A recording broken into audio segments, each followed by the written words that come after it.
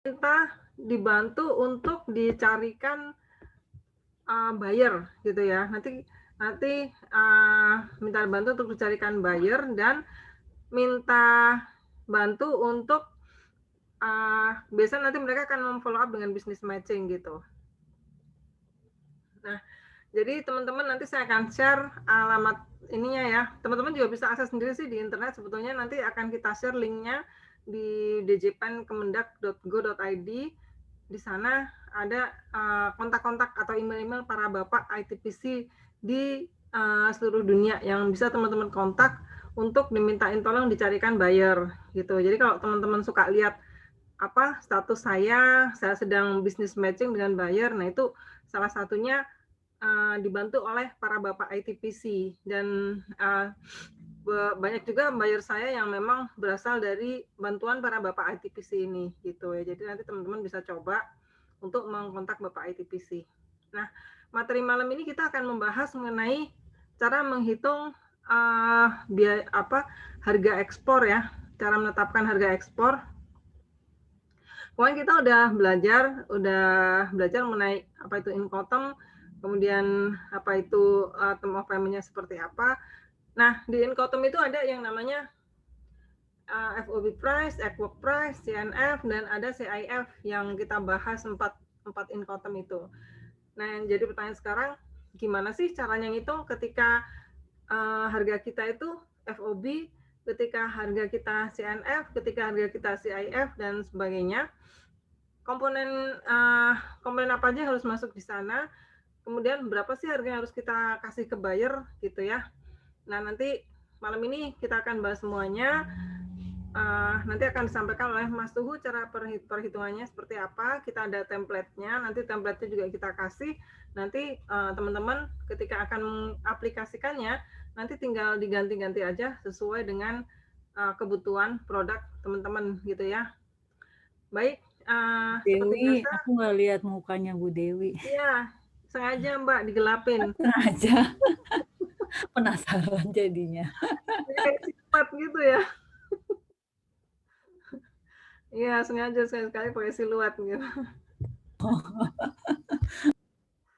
Jadi siap-siap ngebul kepalanya malam ini ya teman-teman ya, karena materi kita lumayan agak berat gitu. Nah, nanti harapannya setelah ini teman-teman udah bisa menghitung ini ya, cara menghitung ini harga ekspor. Nah, teman-teman nanti di akhir sesi kita akan kasih teman-teman sertifikat ya. Tapi sebelum itu kita akan kasih juga teman-teman soal ya. Teman-teman harus kerjakan soal dulu nih. Nah, nanti yang soalnya itu mudah kok. Soalnya itu dari apa yang udah kita sampaikan sama ini, teman-teman kita kasih soal, teman-teman harus bisa mempraktekkan dan termasuk jangan lupa kita ada PR buat teman-teman untuk mencari database buyer ya, berdasarkan kan kita udah ajarin tuh cara nyari buyer secara online gimana lewat redmap.org gitu kan. Terus nanti juga kita akan ajarkan juga cara cari buyer secara online dari source-source yang lain. Nah, teman-teman kumpulkan itu berdasarkan produk teman-teman, buyernya apa aja, ABCD, teman-teman bikin listnya lalu bikin plan untuk approach para calon buyer itu gitu. Baik, supaya tidak terlalu lama, materi malam ini akan disampaikan oleh Mas Tuhu. Ini saya jadikan co-host dulu. Seperti biasa materi kita 30 menit pemaparan materi, sisanya tanya jawab.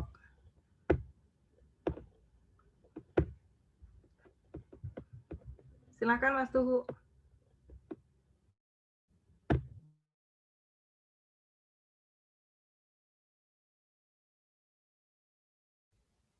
Oke, thank you Bu Dewi. Cek dulu suaranya, bisa kedengaran? Bisa Mas. Jelas. Jelas ya, nggak terlalu kecil suaranya ya. Oke, jadi sebenarnya malam ini nggak sesulit yang Bu Dewi bilang tadi gitu loh. Yang penting kita jeli, karena dalam konversi sebuah harga, kita hanya perlu sebenarnya memperhatikan gitu untuk kurs yang sedang update gitu ya.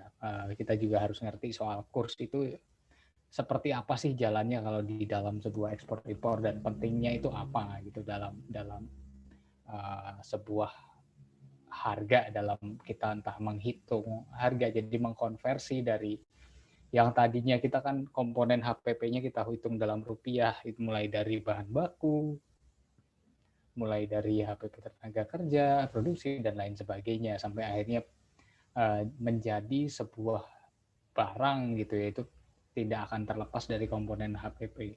Nah, cuman yang sedikit membedakan adalah ketika kita jualan lokal, mata uang yang kita pakai adalah tetap saja rupiah gitu ya, tapi untuk ekspor kan berbeda. Mungkin ada beberapa opsi gitu. Dua di antaranya adalah euro dan juga US dollar. Nah, yang paling umum yang digunakan untuk ekspor di hampir seluruh dunia itu adalah US dollar gitu ya. Dari dolar Amerika itu sangat umum, entah itu dengan buyer dari negara manapun, biasanya kita pakainya US dollar untuk transaksi gitu ya, karena dari segi perbankan pun cukup terbatas juga untuk pembuatan rekening atau akun bank dengan mata uang yang berbeda. Itu biasanya hanya tersedia yen, dolar Singapura, dolar Australia, dan juga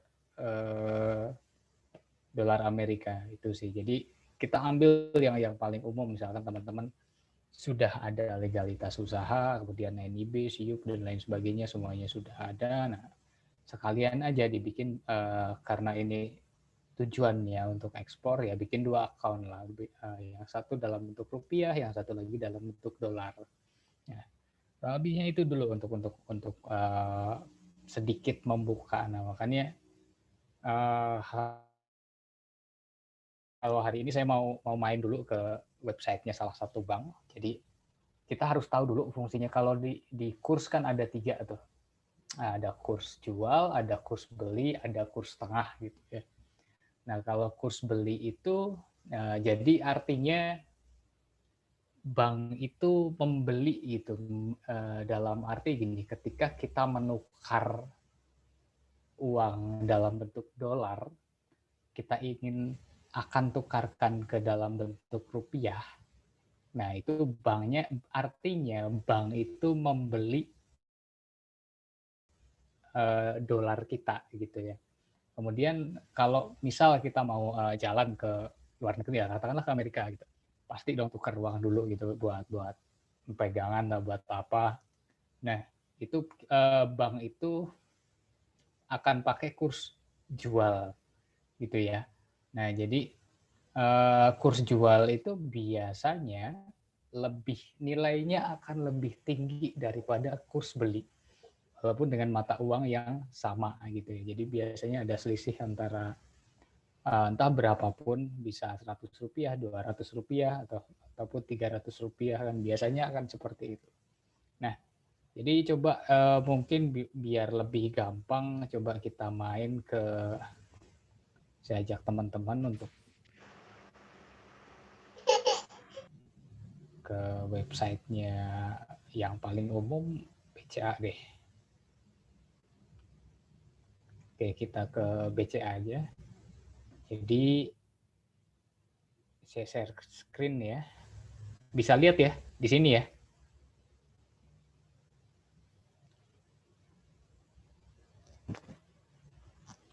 Oke. Nah, jadi di sini ada beberapa nilai mata uang yang untuk transaksi falas. Ada cukup banyak. Nah, kemudian kalau di atasnya ada 3 nih. Ada e-rate, ada titik counter, ada banknotes. Nah, kemudian gini, kalau misalkan kita terima transfer dari luar negeri, entah dari manapun, kalau misal kita tidak punya rekening dalam bentuk US dollar, maka secara otomatis jumlah uang yang ditransfer akan langsung dikonversi ke dalam bentuk mata uang rupiah secara otomatis. Nah, biasanya akan seperti itu flow-nya. Untuk masalah berapa lama nih masuknya kan dari bank luar negeri ke bank di dalam negeri gitu. Itu pasti ada jeda waktunya. Kalau misalkan banknya adalah bank yang ada di luar negeri tersebut yang digunakan buyer itu untuk mengirimkan entah itu down payment, entah itu balance payment ke rekening kita. Kalau merupakan bank korespondensi biasanya cepat, bisa dalam satu hari itu langsung terkirim. Tapi kalau misalkan bukan merupakan bank korespondensi, biasanya butuh waktu sedikit agak lama, ya sekitar 3-4 hari gitu ya. Nah, untuk uang yang ditransfer bisa masuk ke rekening kita gitu. Biasanya seperti itu dan sangat umum. Kalau ditanya batasannya ada berapa, sebenarnya saya kurang begitu tahu, tapi pernah alamin satu kejadian ketika transaksinya di atas 25.000 US, biasanya nanti akan dilakukan bukan pemeriksaan ya, tapi ada data dulu lah. Jadi kita mengisi sebuah form bahwa uang ini transaksinya untuk apa, kemudian digunakannya untuk apa, dalam kepentingan apa. Biasanya ada form yang harus kita isi. Jadi untuk ekuivalen di atas 25.000 US dollar biasanya seperti itu. Nah, yang penting kan kita bisa tunjukkan PO-nya gitu, itu aman. Jadi karena ada mungkin ketakutannya adalah untuk transaksi yang seperti mungkin money laundering dan lain sebagainya. Biasanya ada ketakutan seperti itu, tapi nggak masalah. Selama kita bisa tunjukin bahwa ini benar untuk usaha, dalam arti ada purchase order yang diberikan, itu nggak akan menjadi masalah gitu ya. Cuman memang flow-nya biasanya seperti itu, tapi untuk nilai-nilai yang di bawah itu sih saya rasa hampir saya pun nggak pernah ngalamin gitu hal-hal yang sampai ditanyain apa segala macam, itu nggak. Oke. Nah, balik lagi ke sini. Jadi kalau misal teman-teman, saya bilang ini yang pegang cash ya, pegang cash gitu. Kalau misal siapa tahu pas bayarnya sekalian visit, dia sekalian bayar gitu untuk ordernya. Nah, biasanya kita ini pakainya untuk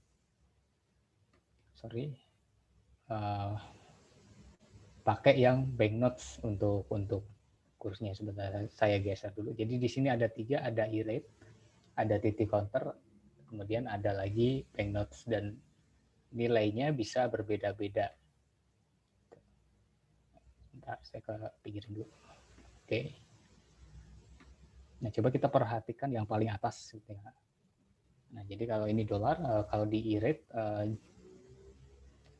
udah seperti ini, kemudian di titik counter ini nilainya, kemudian di banknotes nilainya sekian. Jadi bisa berbeda-beda juga, seperti mungkin saya bilang tadi, berbedanya entah 100, 200 atau 300 rupiah, kan cukup besar.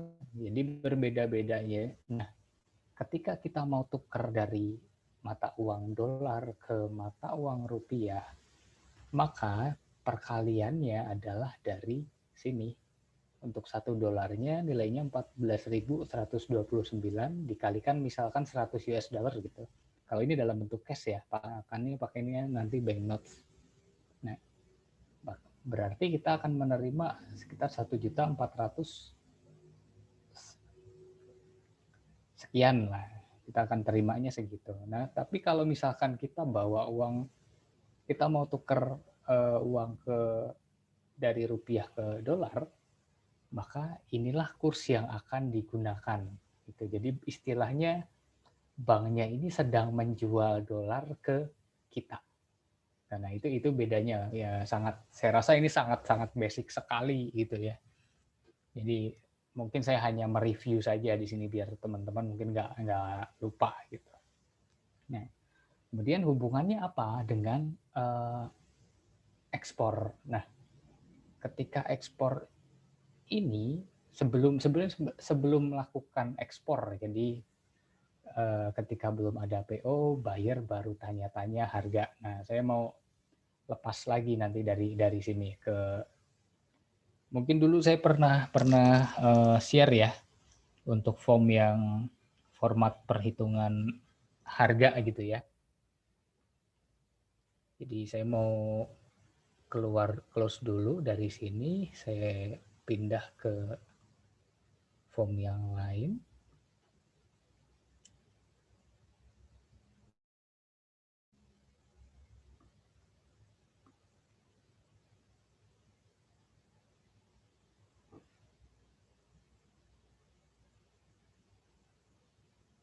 Bentar.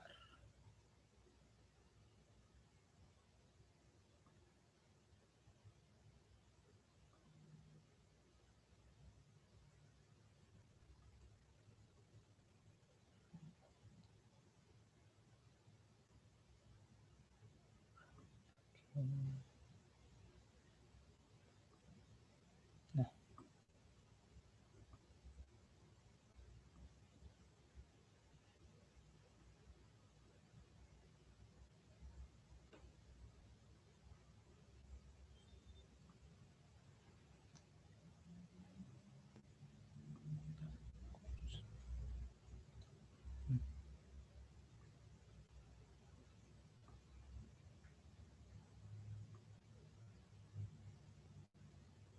oke.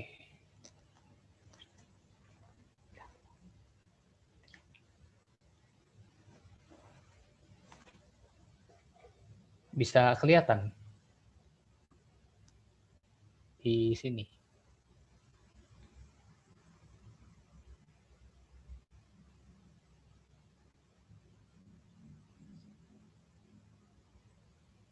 Masih belum.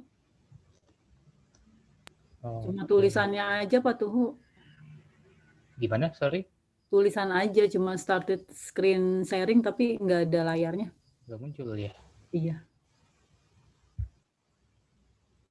Ya, belum muncul, Mas.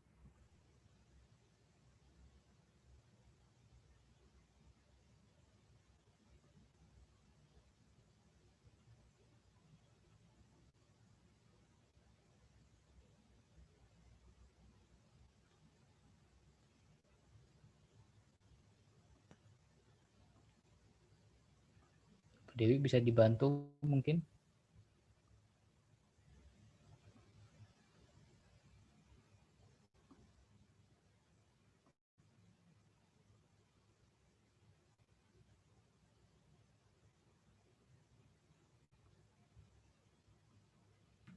Pause. Oke, sebentar ya.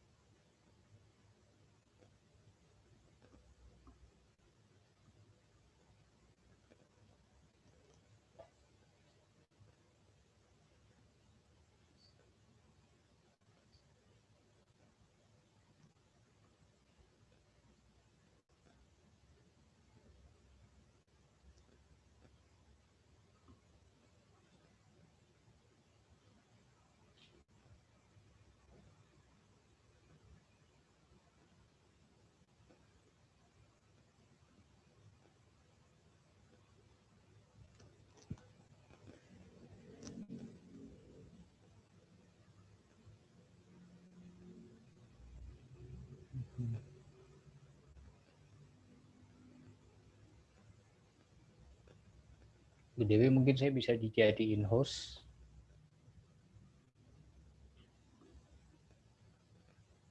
Keluar.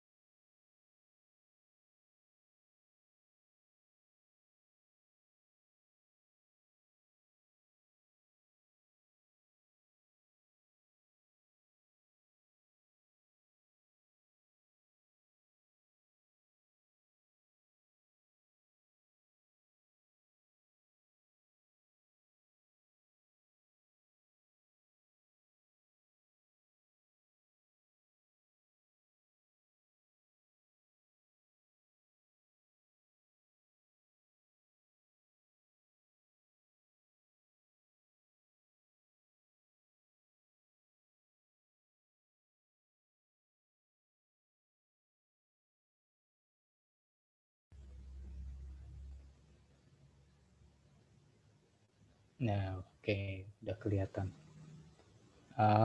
Coba Bu Dewi naik ke atas dong yang LCL dulu. Nah, oke, bisa dikecilin.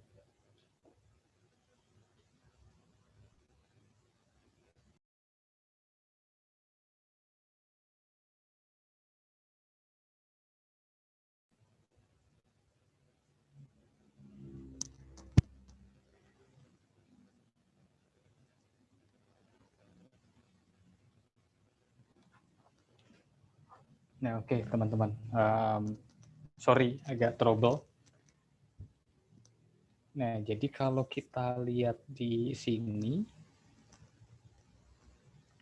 ada dua macam perhitungan gitu. Yang satu LCL, yang satu FCL. Jadi kalau LCL itu, misalkan gini, order kita ini tidak sampai satu kontainer gitu ya, tapi ini order yang bukan sampel ya teman-teman. Jadi kalau sampel mungkin 1-2 kilo kita bisa kirim pakai DHL, EMS, FedEx kan seperti itu. Tapi kalau misalkan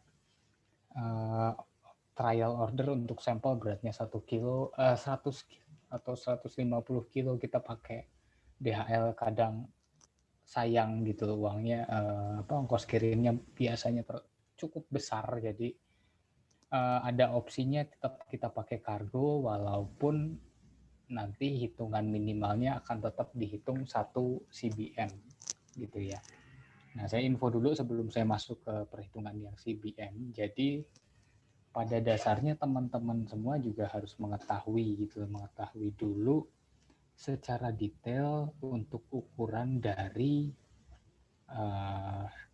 karton box ya. Jadi dari kardus ya, gampangannya dari kardus yang di packing sama teman-teman. Kalau mungkin cross check di TikToknya Mbak Dewi kan kadang kalau kita kirim bulu mata itu pakai kardus gitu, yang di kardusnya sudah ada keterangan jumlahnya berapa, beratnya berapa ya, kemudian isinya ada berapa. Nah, biasanya ada seperti itu gitu.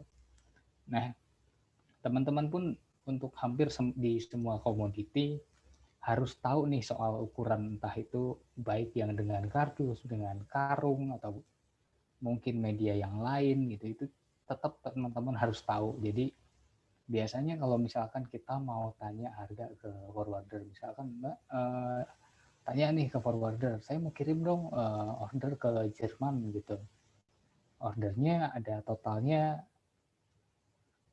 ada 5 kardus gitu, totalnya ada 5 kardus. Nah dia pasti akan tanya nih, ini untuk satu kardus ukurannya berapa, panjang lebar tingginya, kemudian nanti berat bersih dan berat kotornya berapa. Nah itu pasti ditanyain, dan teman-teman juga harus bisa memberikan informasi yang valid gitu, sesuai dengan apa yang ada. Jadi ilmunya itu tidak bisa dikira-kira gitu ya.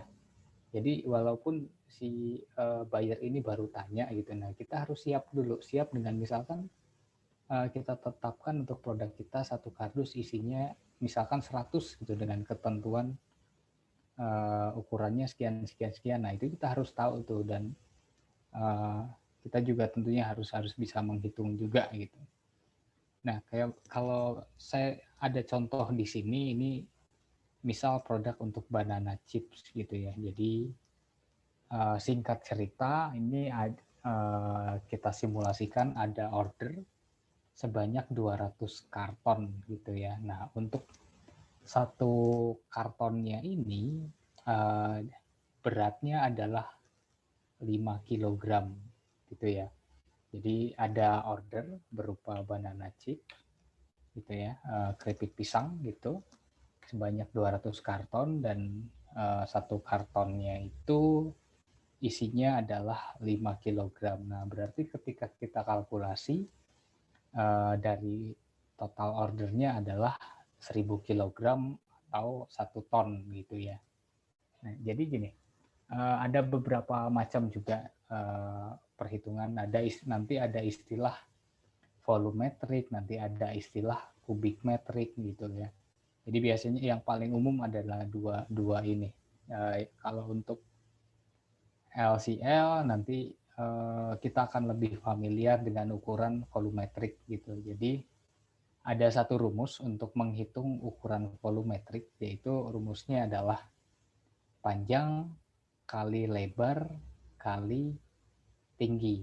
Ini didapatkan dari kemasan karton boxnya untuk si banana chips ini. Jadi kita harus tahu detail gitu ya, untuk 5 kg ini ukuran kardusnya berapa. Itu kan pasti mungkin kita coba dulu, kita hitung, kita masukin, oh kalau kardus ukuran segini muatnya berapa kilo. Nah, kita bisa seperti itu, salah satu metodenya yang paling gampang gitu ya.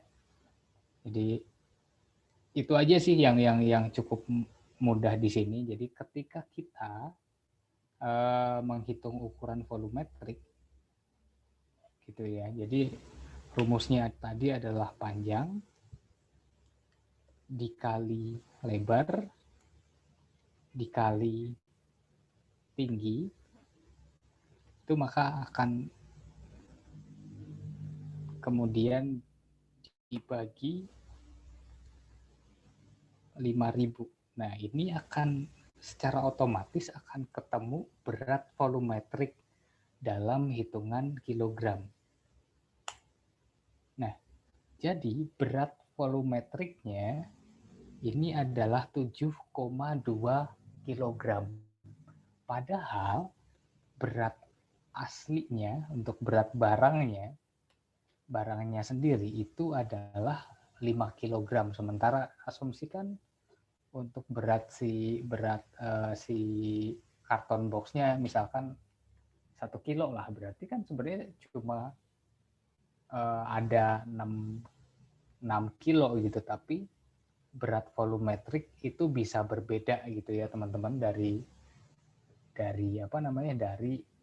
bisa lebih besar daripada jumlah asli dari si barang tersebut tuh. Biasanya seperti itu. Makanya ketika teman-teman mau kirim sampel, mau ngecek berapa sih tarifnya nanti kalau kirim pakai DHL misalkan ke Malaysia ya, katakanlah yang dekat aja, itu bisa cross check ukurannya. Jadi rumusnya pun sama. Jadi antara panjang dibagi 6.000. Ini kalau untuk DHL dibagi 5.000, kalau untuk pos sama kargo EMS FedEx dibaginya 6.000, sorry. Oke. Nah, Jadi berat volumetriknya saya revisi. Tadi berat jadinya 6 kg satuannya. Oke. Nah, ini untuk berat aktualnya itu seginilah. Berat aktual dari volumetrik gitu ya. Jadi teman-teman kalau misal mau cari berat volumetrik itu rumusnya seperti tadi. Nah, dan ini tinggal nanti di-compare sama misalkan kalau di DHL kan ada DHL Red Guide ya. Jadi kayak semacam makalah gitu. Tinggal negara yang mau tempat tujuan sampel kita ini misalkan Malaysia itu ada di zona 1 misalkan. Nah, nanti kita cari nih yang beratnya 6 kilo, negaranya beratnya 6 kilo, negaranya Malaysia nanti ada di zona berapa, entah zona 1, zona 2, zona 3. Nah, itu biasanya semakin besar angka zonanya itu harganya akan semakin tinggi karena mungkin dari segi jarak gitu ya, itu yang membuat harga ataupun ongkos pengiriman itu akan lebih tinggi, biasanya kan seperti itu. Nah, jadi kalau ini kita ngomongin kecilnya dulu, sampling. Kemudian saya lanjut lagi balik ke soal yang ada di sini. Nah, jadi kalau tadi kita ini perhitungan untuk volumetrik, mungkin saya kasih tulisan biar teman-teman nggak bingung. Ini berat volumetrik. Oke, kemudian ini untuk 1 CBM-nya, itu ya, satuan CBM-nya, meter kubik. Oke, jadi ini di sini ada saya kasih sedikit di sini. Jadi 1 CBM itu sama dengan 1 meter kubik gitu ya, atau 1 juta sentimeter kubik. Nah, ini perhitungannya seperti ini. Dan di template ini sebenarnya saya sudah masukin rumusnya juga dan teman-teman tinggal pakai, jadi nggak terlalu membingungkan. Yang harus tahu adalah teman-teman yang ini dulu. Buat saya yang ini jauh lebih penting, terutama untuk awal-awal ketika kirim sampel atau apapun. Nah, misalkan mau memperkirakan nih kan bayarnya juga kadang tanya gitu kan, dia butuh jawaban cepat. Misalkan kita charge untuk sampelnya kita kasih gratis, tapi untuk ongkos kirim sampelnya misalkan bayarnya yang bayar ya, coba nanti dinegosiasikan seperti itu ya, jadi nggak full semuanya kita yang danain gitu kan, itu bisa dinegosiasikan dan nggak masalah juga sih. Ibaratnya kalau misal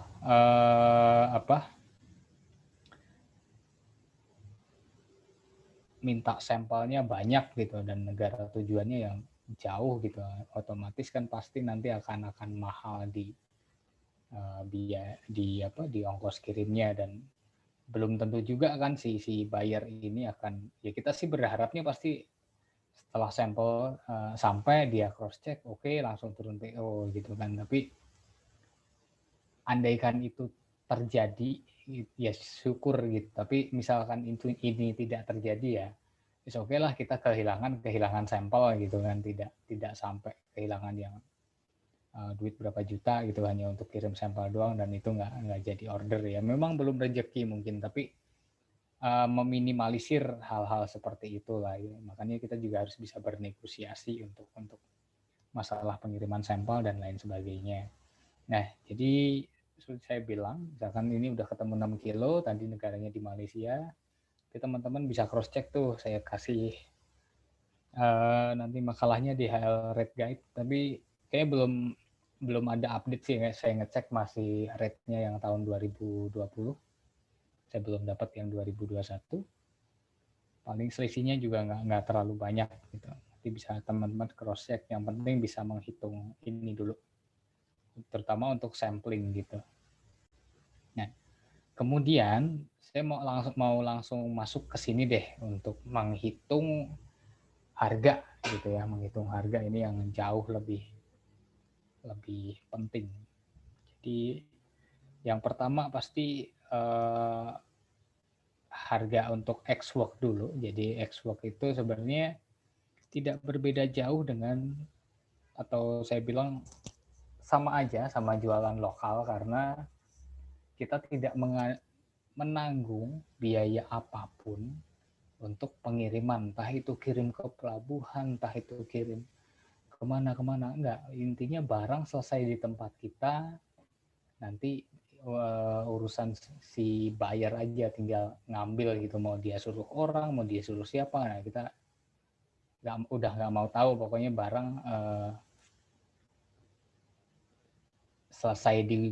selesai kita kerjakan, kita simpan di gudang. Nah, dari pihak si buyer nanti yang akan datang ke gudang kita yang akan mengambil barangnya.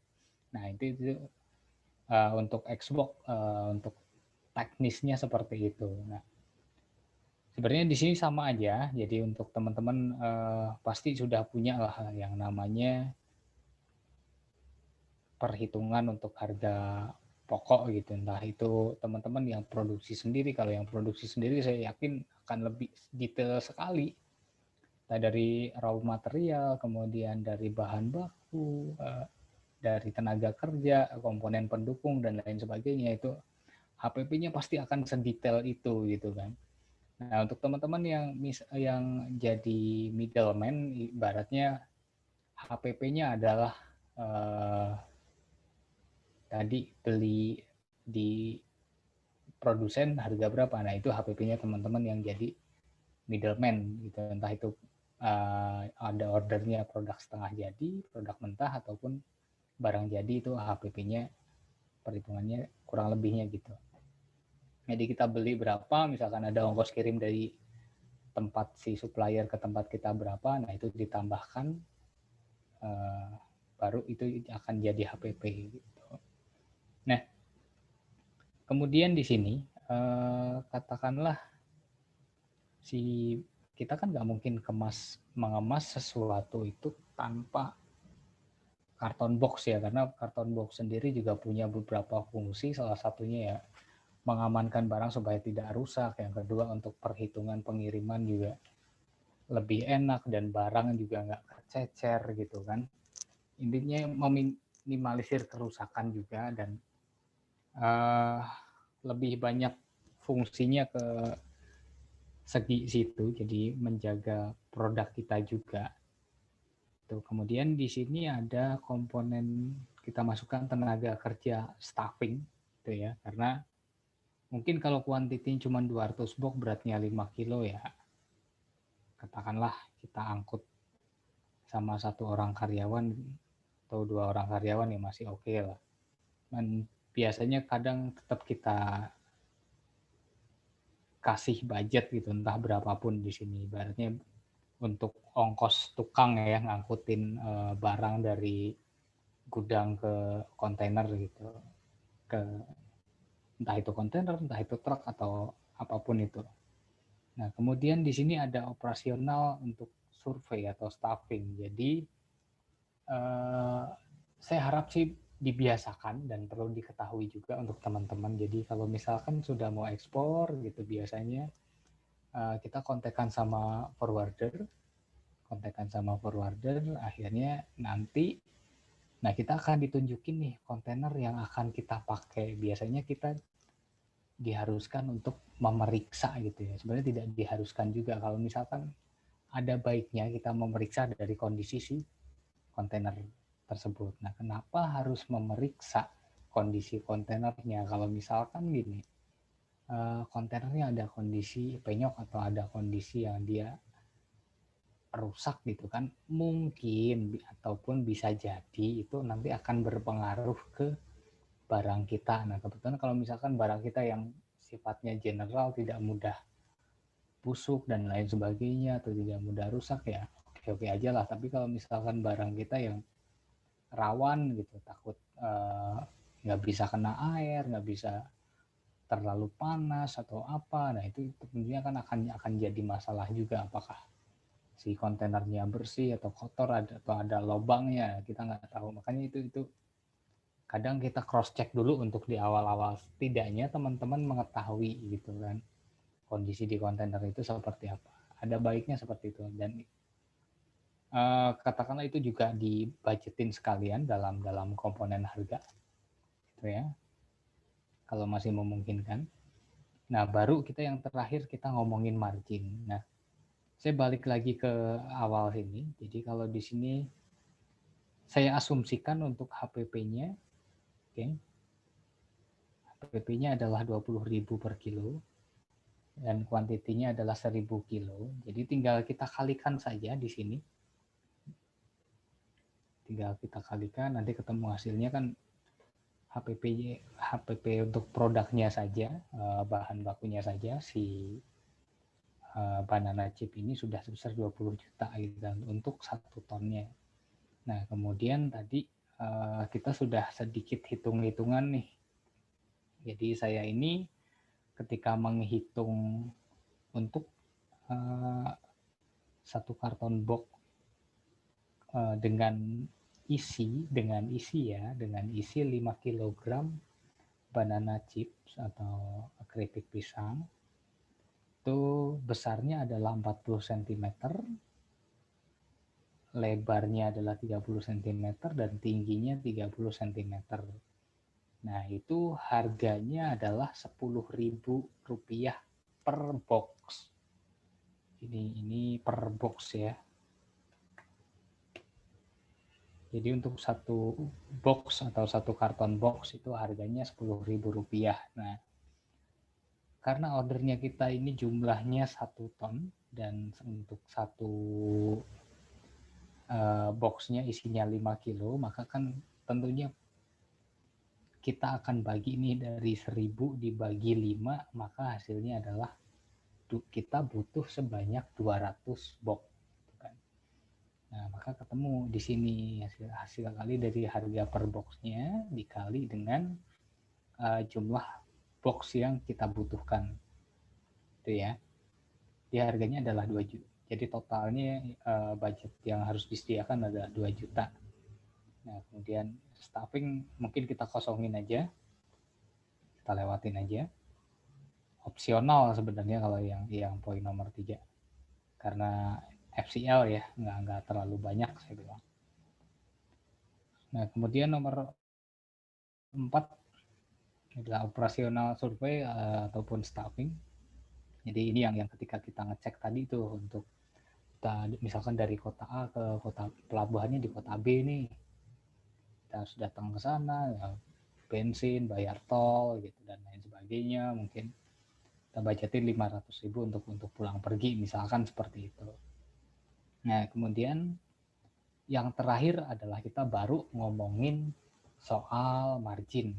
Itu ya, kalau buat saya margin salah satu faktor yang sangat berpengaruh. Kita usaha kalau nggak ada margin kan lemes juga gitu kan. Cuman untuk di perhitungan di sini saya tempatkan dulu di awal karena saya pengen tahu nih sebenarnya berapa persen sih bisanya kita ambil gitu. Kita ambil untuk margin pada umumnya adalah 10-20% itu sudah besar sekali untuk ekspor gitu ya. Jadi mungkin sedikit berbeda dengan jualan retail yang untungnya mungkin bisa 100 atau 200 kali lipat ketika kita jualan retail, tapi memang untuk ekspor sangat berbeda. Jadi mungkin kita margin kita katakanlah kita jual satu produk harganya 1.000 gitu, bayar di luar negeri gitu. Nah, kemudian untungnya kita ini cuma 50 perak ataupun 100 perak, berarti kan yang 90% itu adalah yang makan banyak itu adalah HPP-nya gitu secara keseluruhan gitu kan.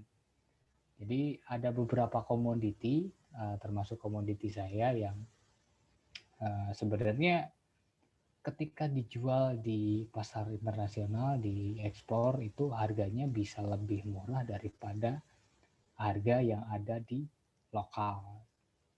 dengan catatan itu spesifikasinya sama gitu ya, karena ya kita tadi pasti kalau untuk ekspor bermain untuk quantity kan gitu. Jadi ada juga istilahnya MOQ atau minimal order quantity, ada juga istilahnya untuk maksimum order quantity. Jadi misalkan kayak industri saya punya ratusan model atau ratusan item untuk barang. Jadi ketika misal buyer ini minimal ordernya kan di tempat kita 10.000 gitu. Jadi mungkin kita bisa kasih si buyernya, kamu bisa pilih maksimal 20 item yang kamu mau gitu untuk ordernya. Jadi untuk satu item dia bisa kasih 500 pieces gitu, karena itemnya ada banyak sekali. Mungkin ini juga bisa dilakukan sama teman-teman yang punya banyak item juga. Triknya seperti ini. Nah, balik lagi ke sini. Jadi ini semua kita total, gitu ya, kita total. Maka sekarang totalnya adalah 25 juta rupiah. Dan di sini kita ambil margin untuk 1 kilonya, kita ambil 2.500 rupiah ya per kilonya, kita ngambil marginnya segitu. Oke. Nah, bahkan kalau ini dibandingin sama apa namanya, sama total HPP-nya, total harganya, nah kita cuma ambil 10% di sini, katakanlah seperti itu. Nah, setelah ketemu semua, ini kan ada total harga nih sekarang, totalnya jadi 25 juta rupiah gitu ya. Nah, dari 25 juta ini kita bagi dulu gitu. Kita bagi lagi menjadi kilogram gitu ya. Kita bagi jadi per 1 kilogramnya berarti 25.000 rupiah gitu ya harga jualnya. Itu sudah termasuk dengan margin kan, seperti itu. Nah, disinilah baru, setelah proses inilah baru kita melakukan konversi dari yang tadinya mata uang dalam bentuk rupiah ke mata uang dalam bentuk US dollar gitu ya. Jadi kita ini harus baru bisa melihat pentingnya sebuah kurs itu di sini. Nah, saya bilang mulai sekarang, mungkin saya tidak sarankan teman-teman untuk melakukan perhitungan harga menggunakan kurs yang update atau melakukan konversi harga dari rupiah ke mata uang asing, terutama dolar, menggunakan kurs yang update, karena akan sangat riskan sekali. Kenapa saya bilang riskan?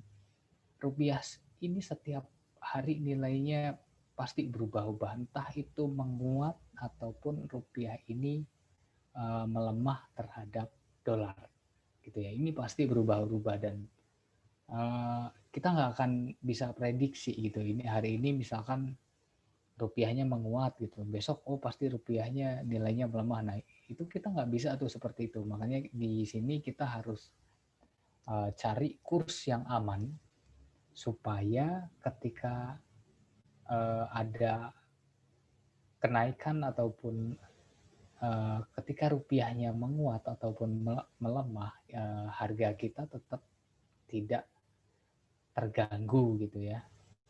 Nah, itu yang cukup penting juga. Jadi saya cari-cari data, saya riset sedikit, riset kecil aja. Jadi ternyata dari tahun 2018 saya mulai cross check datanya. Dari tahun 2018 rupiah itu paling kuat terhadap dolar Amerika itu ada di angka 13.535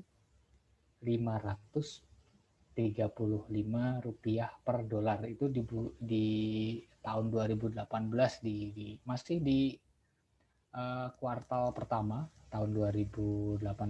Jadi kuartal pertama.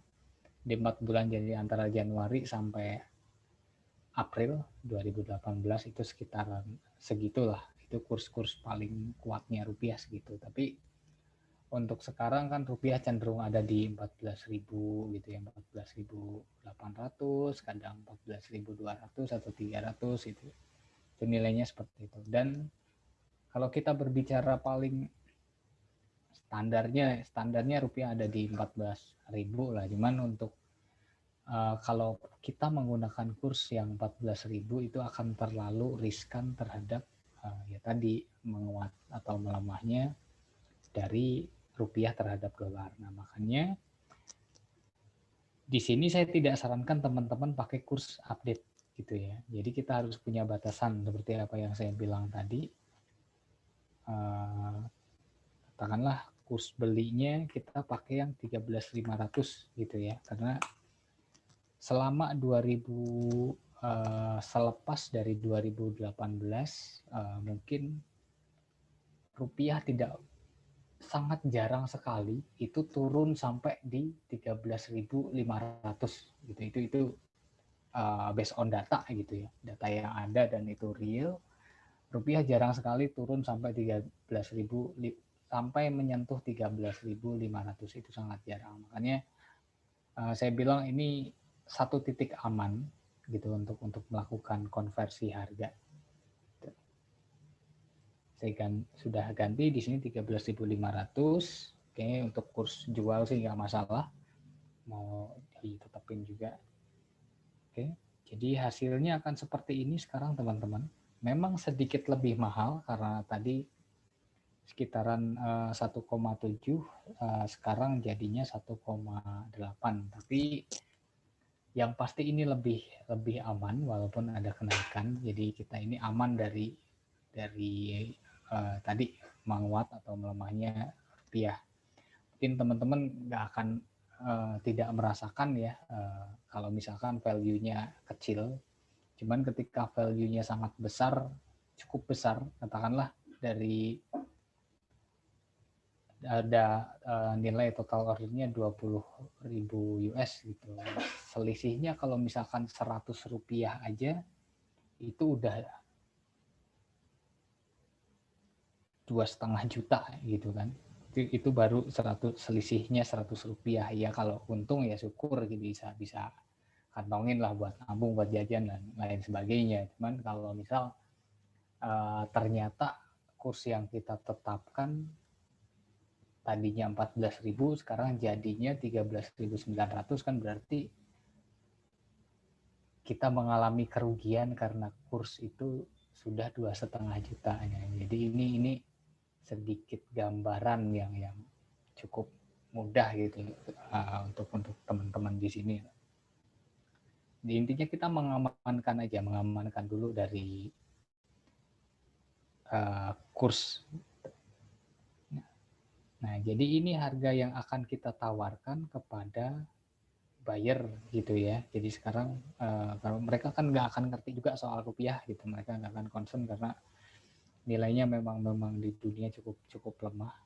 Nah, jadi mereka lebih concern, lebih tahu tentang dolar, mata uang yang sangat umum digunakan untuk transaksi antar negara.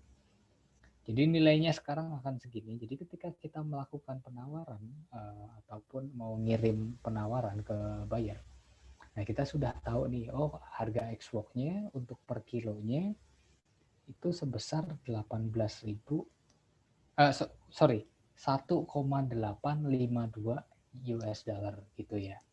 Nah ini harga yang ex-work. Nah bedanya apa sih? Harga kan ada macam-macam, ada 4 harga gitu, ada ex-work, ada FOB, ada CFR dan CIF gitu ya. Nah kalau tadi teman-teman saya bilang mungkin jualan walaupun itu kita tahu barangnya mau dibawa ke luar negeri atau dikirim ke luar negeri, tapi dia meminta harga ex-work ya berarti kan kalau buat saya sama aja seperti jualan lokal lah. Tapi kalau ini akan sedikit berbeda ketika kita kasih harga yang FOB gitu ya. Oke, jadi FOB itu cukup mudah. Saya bilang cukup mudah. Jadi sebenarnya hanya kita tinggal menambahkan untuk biaya sertifikasi. Itu ya, biaya sertifikasi. Kayak misal, jadi kalau di teman-teman yang produknya produk agriculture, pertanian atau perkebunan, biasanya butuh sertifikat untuk fitosanitari gitu kan. Itu tidak hanya berlaku sekali, tapi untuk setiap pengiriman harus menyertakan sertifikat itu gitu kan.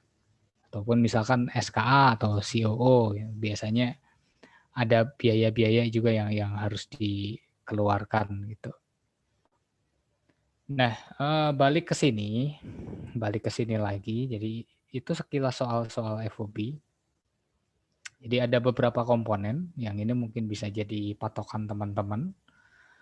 Oke, jadi ada biaya forwarder gitu atau IMKL. Nah, nanti di dalamnya sudah termasuk ini semua. Jadi ada tracking, ada PEB, ada seal, ada BL, handling, administrasi fee dan lain sebagainya. Itu total.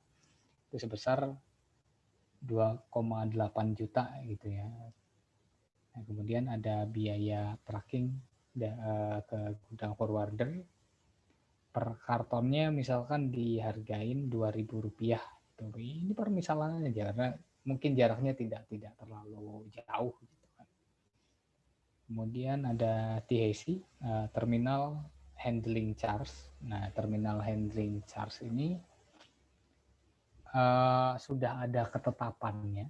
Nah, biasanya kalau misalkan order 1 kontainer gitu, ini baru teman-teman akan dikenakan biaya seperti ini. Nah, kalau misalkan kita LCL kan dibagi-bagi tuh biayanya.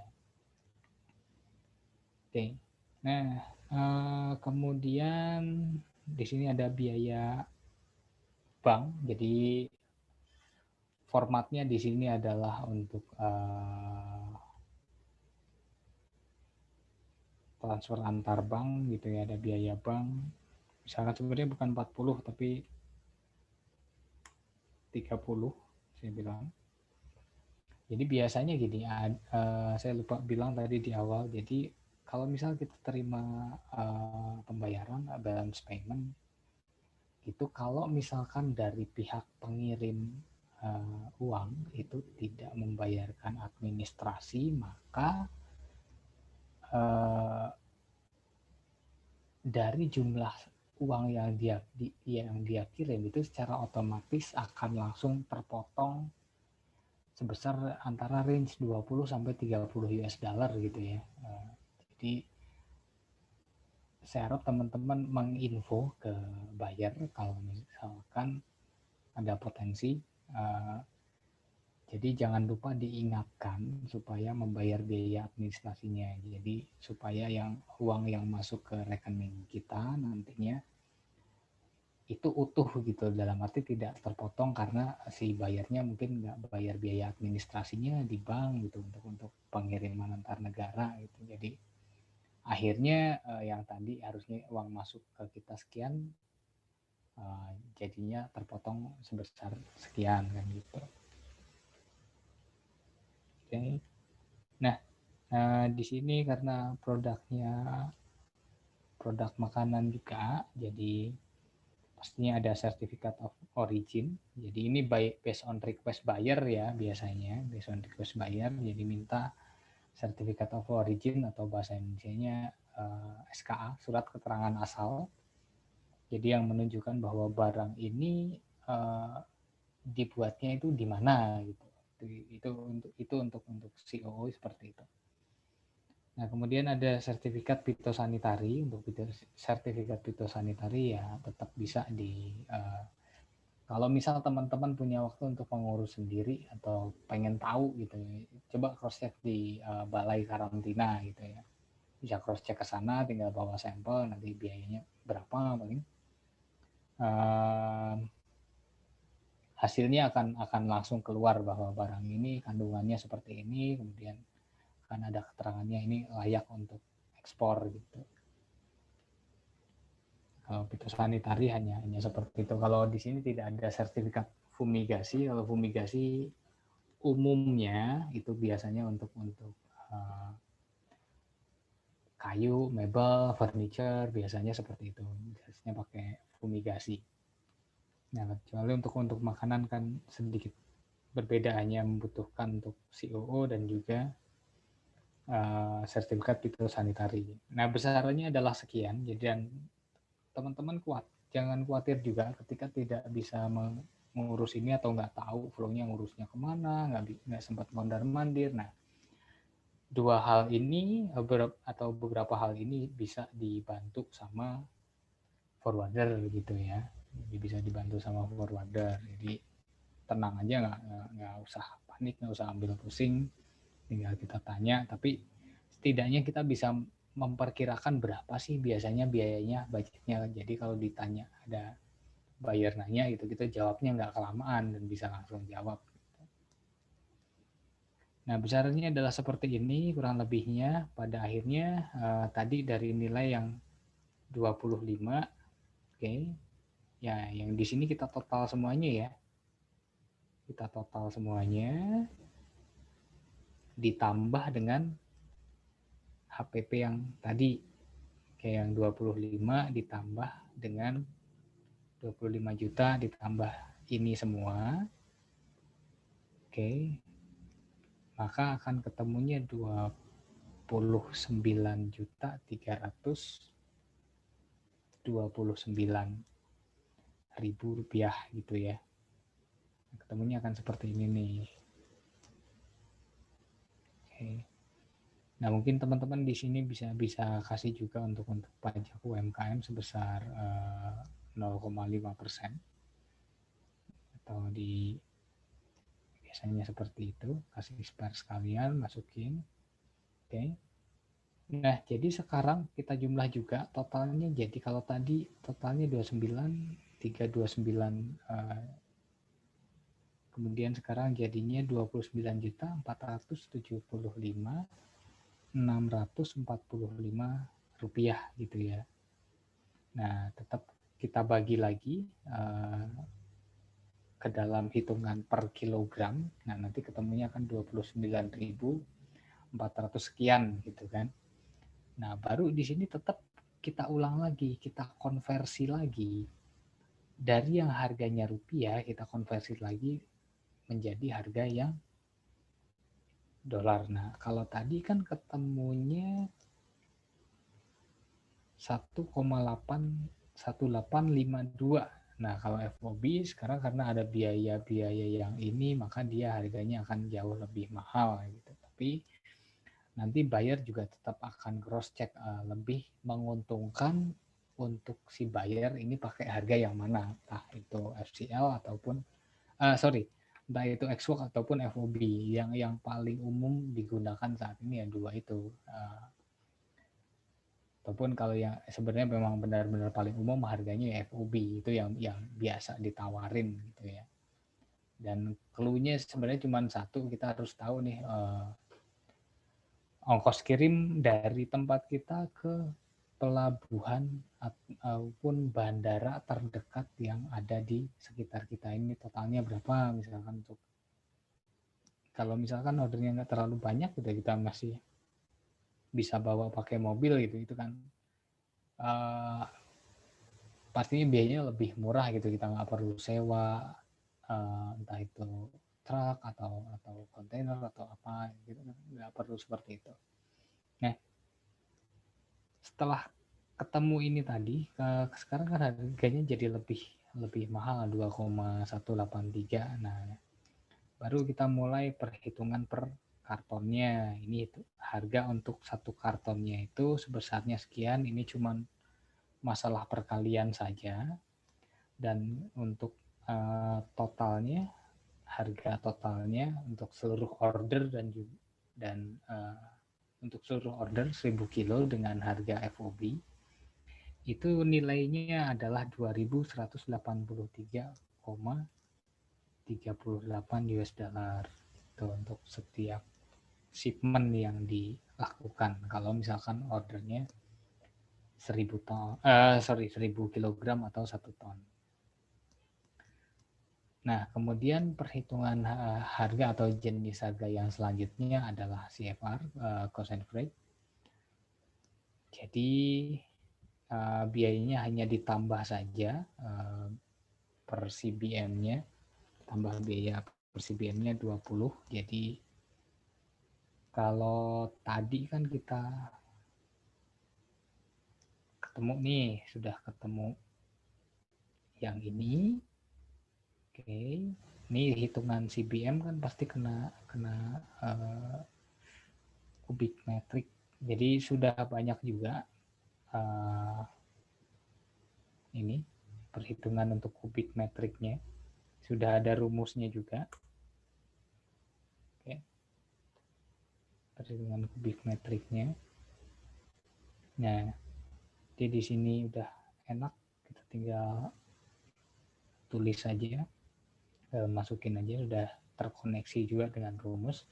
Nah, maka harganya adalah sekarang jadi 2,2327 gitu ya. Yang tadinya kalau misalkan FOB itu nilai untuk total ordernya itu sekian, sekarang termasuk pengiriman itu nilainya jadi 2.300 gitu ya. Nah, untuk harga per kartonnya ini cuman masalah teknis aja, untuk ini dibedakan antara per kilo, kemudian ini per untuk per karton, ataupun ini untuk nilai total dari seluruh barang termasuk pengiriman. Nah, kalau CIF ini hanya ditambahkan untuk biaya asuransi saja, dan biaya asuransinya itu antara satu negara dengan negara lain mungkin bisa berbeda. Jadi kalau misalkan saya bilang indikatornya adalah stabilitas dari satu negara itu sendiri, misalkan entah dari politik, entah dari keamanan dan lain sebagainya. Untuk negara-negara yang hampir tidak ada konflik dalam arti perang bersenjata, perang saudara dan lain sebagainya, itu pasti biaya asuransinya rendah karena resiko dari kapalnya entah itu dipajak atau apa itu akan rendah juga seperti itu. Tapi untuk negara-negara yang mungkin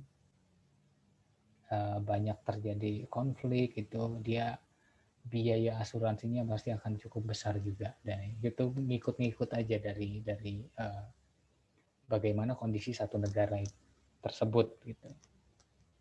Nah, cuman ditambah ini aja, jadi kalau ini, oh ya saya lupa jelasin, besarannya itu nanti berdasarkan persentase ya. Untuk negara yang saya bilang 0% sampai 5% itu masih negara-negara yang aman, sangat aman, tidak rawan konflik atau tidak sedang ada konflik dan lain sebagainya.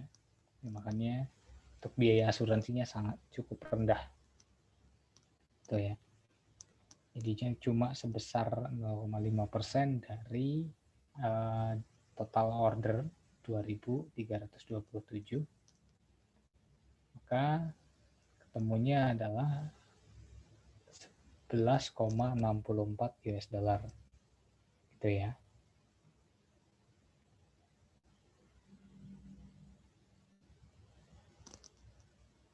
Oke, mungkin saya baru lihat kenapa kalau misal yang di Xbox tidak ada biaya sertifikasi gitu ya. Jadi ya memang kalau untuk Xbox sebenarnya saya bilang sama seperti jualan lokal. Jadi kita hanya bikin aja untuk masalah pengiriman apa segala macam, kita nggak ngurusin sama sekali gitu ya. Intinya kalau Xbox itu hanya seperti itu aja. Jadi pokoknya barang selesai saya simpan di gudang saya, nanti kamu ambil sendiri. Nah, untuk dokumen apa segala macam, nah itu sudah bukan tanggung jawab kita, tapi tanggung jawab dari pembeli. Tapi kalau misalkan harganya harganya FOB, CFR atau CIF ya, itu akan jadi tanggung jawab kita juga.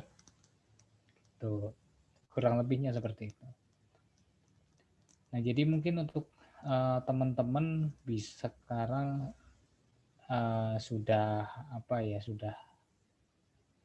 bisa lah nanti memberikan, kalau misalkan ditanya si buyernya minta, saya minta 2 perbandingan harga deh, ex-work-nya berapa, FOB-nya berapa. Nah, sebenarnya ini cukup bisa dipakai gitu ya, dan saya harap teman-teman ngerti dulu dasarnya itu tadi, teman-teman harus bisa ngerti nih ukuran dari kemasannya teman-teman itu berapa, supaya nanti memudahkan si forwarder ataupun kita sendiri ketika menghitung harga ya, ongkos kirimnya dari misalkan dari Indonesia ke Malaysia misalkan, nanti jadinya berapa kalau kuantitasnya sekian.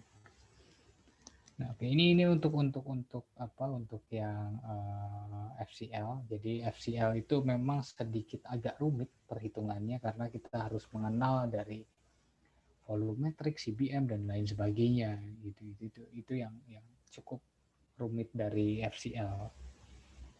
Selain dari itu sih tidak ada yang perlu ditakutkan gitu. Nah, kalau nanti yang FCL itu akan lebih mudah lagi. Jadi kalau untuk FCL biasanya ada cukup mudah dan cukup simpel. Jadi kontainer ada yang mulai yang paling kecil dari 20 feet, kemudian ada kontainer yang 40 feet, ada yang 45 feet. Itu ada tiga macam. Tapi untuk jenisnya sendiri, misalkan ada 2, ada yang general, ada yang container river gitu, yang jadi untuk pengiriman misalkan sayuran, buah, daging gitu, itu pasti menggunakan container river. Jadi yang kontainer yang ada pendinginnya, jadi dia menjaga barang tersebut supaya tidak busuk, tidak rusak dan lain sebagainya gitu kan, karena mungkin di perjalanan akan cukup lama gitu. Kalau saya kebetulan memang produknya adalah produk yang bisa dimasukkan ke general cargo, jadi cukup mudah juga, nggak harus yang spesifik pakai container river yang dia nanti kalau nggak pakai itu barangnya rusak. Nah, kalau saya sendiri kan tidak seperti itu. Enak kok bisa diem antang gitu. Sorry, halo. Halo,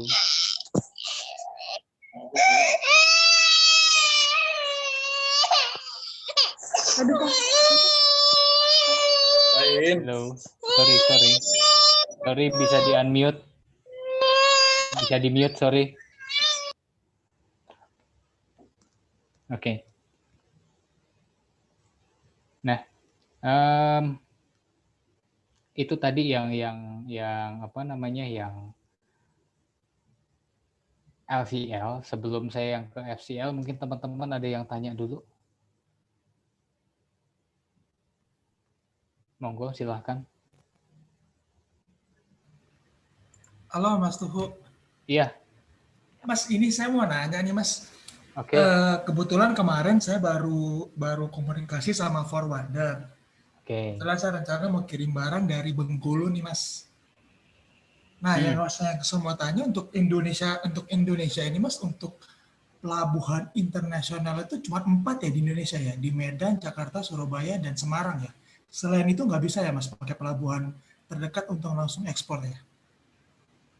Oke, nah untuk informasi pelabuhan memang yang umum ya untuk sementara ini baru itu. Cuma nanti kan menyusul ada beberapa pelabuhan internasional yang baru, dan gini, dari forwarder pun misalkan kita tinggal di mana, barang kita ada di mana gitu, nanti juga opsinya akan dicarikan pelabuhan yang paling dekat dengan lokasi kita. Sebenarnya bukan hanya 4 pelabuhan itu sih untuk internasional, karena supaya makin lama juga kita harus, kalau misalkan barang katakanlah dari Aceh gitu, harus dibawa ke Jakarta atau ke Lampung dulu, itu kan udah makan kos banget, Mas.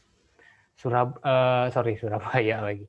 Dari Aceh sampai Lampung itu kan jauh banget gitu kan, hampir mungkin bisa lebih jauh panjang daripada dari Jakarta ke Surabaya gitu. Iya. Pasti akan makan kos gitu, untuk trackingnya aja nanti habis berapa duit gitu kan. Nah, saya bilang tidak hanya ada 4 sih kalau dari saya, ada cukup banyak juga pelabuhan internasional di Indonesia. Oh, oke. Tapi dari masalah perhitungan yang lain sebagainya sudah oke semua ya. Udah sih Mas, untuk HPP ambil di gudang sana udah, cuman untuk saya sih baru-baru sekali tawar-menawar sama satu forwarder, belum coba bandingkan sama orang lain. Ya. Cuma sama satu forwarder ini angkanya nih untuk trackingnya nggak masuk, Mas. Jadi agak frustasi juga, jadi mikir ini apa nggak bisa ambil dari Bengkulu, kali mungkin seperti itu sih Mas. Ya. Jadi untuk tracking sendiri sebenarnya kita bisa ngakalin nih, ngakalin dalam arti misalkan forwarder kasih harganya tinggi, nah kita tawarin ke mereka, misalkan saya ada nih tracking yang lebih murah daripada harga kamu, nanti tinggal dipotong aja bisa nggak? Nah itu bisa ditawarin, karena saya sama Mbak Dewi pun sering banget kayak gitu. Jadi mereka itu kebetulan tempat saya di Purbalingga, Jawa Tengah. Untuk pergi ke Semarang itu karena nggak ada tol ya, nggak ada tol yang langsung. Biasanya sekitar perjalanan ya hampir 4-5 jam lah. Nah, padahal jaraknya cuma ya sekitar 170 km. Sebenarnya kan harusnya cepet gitu kan. Nah, biayanya nggak murah, tapi biasanya kalau tanya ke forwarder itu ngasih harga untuk trackingnya 2,5 juta gitu, 2.500.000 sampai 2.200.000. Nah, kebetulan karena saya bisa kasih ada link yang lebih murah gitu, jadi paling 1 juta, 1,2 juta gitu ya, ya setengahnya lebih kan. Nah itu kita ngomong aja ke forwardernya, saya ada nih yang lebih murah sekian. Nah, forwardernya juga pasti mau kok. Kalau misalkan ada opsi yang lebih murah gitu kan, karena apa ya, itu juga dasarnya estimasinya dia sebenarnya, pasti harganya akan tinggi. Tapi kalau misalkan kita bisa kasih opsi yang murah, saya bilang dia akan tetap mau sih. Itu aja. Jadi jangan frustasi gitu dalam arti wah harganya segini ya berarti kita harus nurut ya. Coba dong dinego dulu. Dalam arti kita juga nyari jalan yang lain nih. Nah, kan kita punya kenalan yang lebih murah gitu, yang bisa bawa barangnya sampai ke gudangnya forwarder gitu. Ya kita tawarkan hal yang seperti itu sih jadi salah satu opsi. Oke. Baik. Makasih Mas Tuh. Iya, terima kasih. Oke, next-nya silahkan. Halo, Mas. Halo. Mbak Yola, iya. Ya, saya mau nanya, untuk penghitungan volumetrik yang dibagi 6.000, itu 6.000 itu apa ya, Kak? Nah, jadi gini, 6.000 itu adalah pembagian yang sudah standar gitu ya. Nah, itu udah rumus sih, jadi angka 6.000 itu sudah angka mati, jadi nggak bisa kita rubah-rubah gitu ya. Oh, berarti rumus ya, Kak? Ya, itu udah rumus soalnya. Jadi perhitungan volumetrik masuknya di situ. Oke. Ada lagi? Terus, ya, kalau misalnya di forwarder itu bisa mengurus semua dokumentasi barang yang akan kita ekspor, berarti misalnya kita nggak pengen mondar-mandir, berarti kita cukup maksudnya setor ke forwardernya hanya barang aja bisa kan ya berarti Kak ya? Bisa. Jadi kalau tadi misalkan buyer request nih, saya minta ini ya, COO ya, Certificate of Origin ya. Kemudian kalau misalkan produk kita sayuran atau buah ataupun apa yang lain yang misal kita butuh sertifikat untuk fitosanitari, nah itu ataupun sertifikat fumigasi itu forwarder bisa ngurus sih sebenarnya. Cuman kadang ada biaya ekstra gitu ya daripada kita ngurus sendiri gitu kan. Tetap mereka akan mengenakan biaya tersebut gitu, karena ibaratnya mereka juga akan mondar-mandir gitu kan ke sana ngurusin ini itu. Jadi kita akan dikenakan charge yang lebih mahal. Gitu. Itu aja sih, cuman jumlahnya juga ya mahal-mahal, selisih 100-200 ribu sih untuk satu dokumen. Biasanya seperti itu. Oke, Kak. Misal pertanyaan yang terakhir, misalnya kita punya barang lebih dari satu item yang itu punya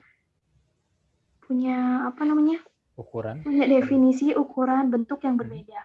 Berarti ini Excel-nya ini berarti kita aplikasikan ke semua per item itu berarti ya? Iya. Umumnya seperti itu. Kalaupun misal gini, saya nggak tahu ya, kalau handicraft kan mungkin bisa yang gantungan kunci, misalkan yang gelang, itu kan bisa dimensinya berbeda-beda gitu kan. Iya benar.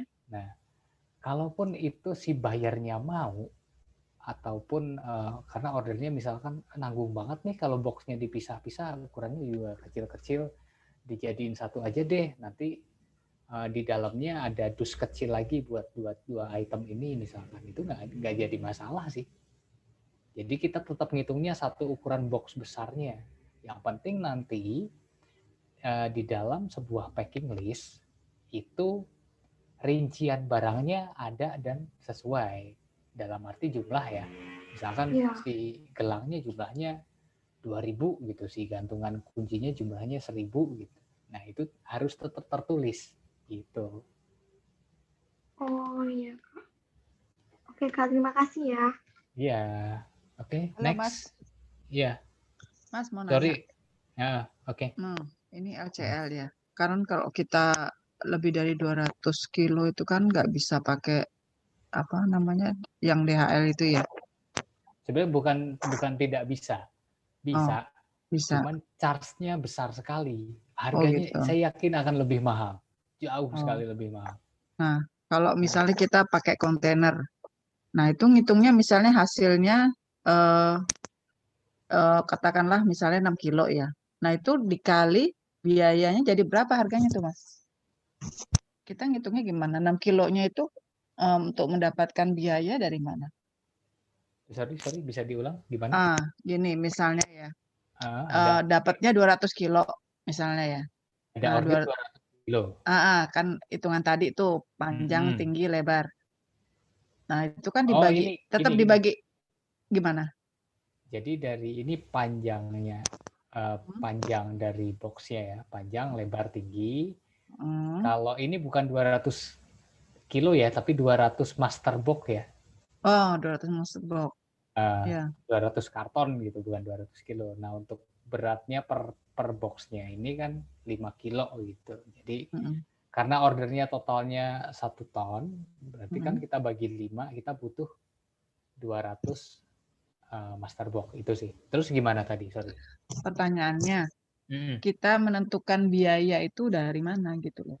Kita ngasih tahu ke buyer, nih biayanya segini kalau kurang dari 1 kontainer gitu.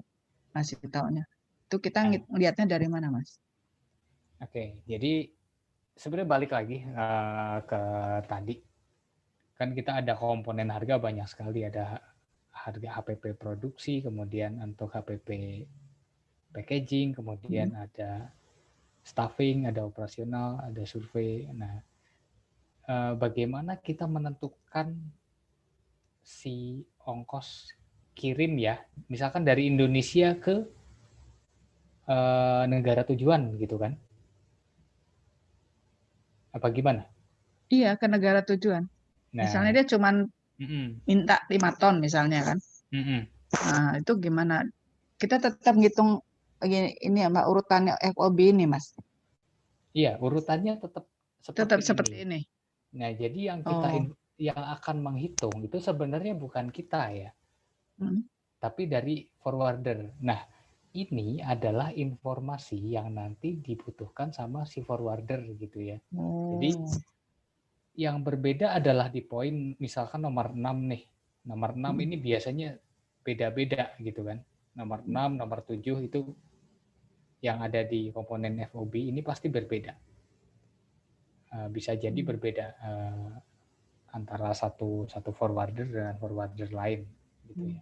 Ini yang biasanya berbeda. Nah, nanti mereka lah yang akan menghitung. Jadi sebenarnya tugas kita di sini adalah kita memastikan ukuran dari kartonnya berapa, kemudian jumlah boxnya ada berapa, kemudian misalkan kalau ketika ada request untuk sertifikat seperti COO atau fitosanitary ataupun sertifikat dari fumigasi, nah itu kita bisa kasih list dan mereka dari forwarder lah nanti yang akan menentukan berapa sih ongkos kirim misalkan dari Indonesia ke Amerika misalkan. Nah itu mereka yang bisa menghitung gitu, dan itu juga sudah ada perhitungannya saya bilang.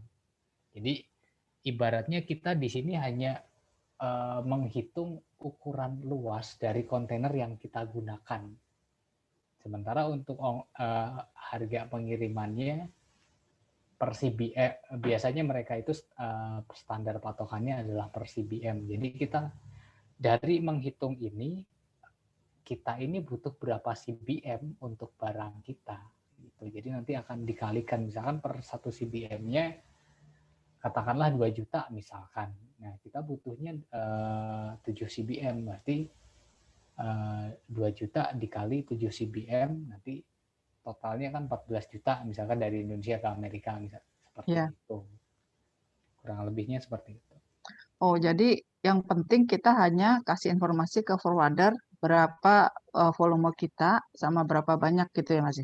Iya, betul sekali. Betul sekali seperti itu. Makanya juga dari teman-teman saya harap sudah concern, sudah tahu dulu informasi apa sih yang harus kita kasih ke forwarder gitu, supaya mereka juga bisa menghitung ini benar dan kita nggak salah kasih harga ke buyer gitu, karena efeknya kan kalau misalkan kita salah kasih harga,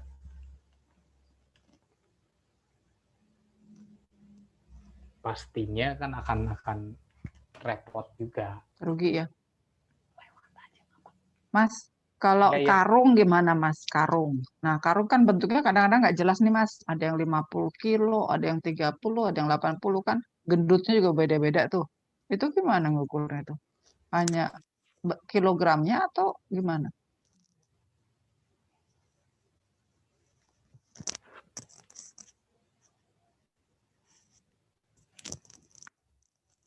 Sorry, bisa diulang?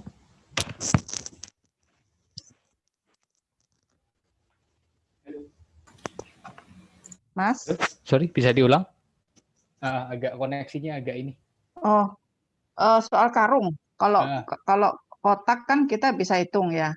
Bisa kita ukur pakai meteran. Tapi kalau karung kan bentuknya beda-beda, Mas. Ada yang 25, ya kan, 50, ada yang 80, ada yang 75.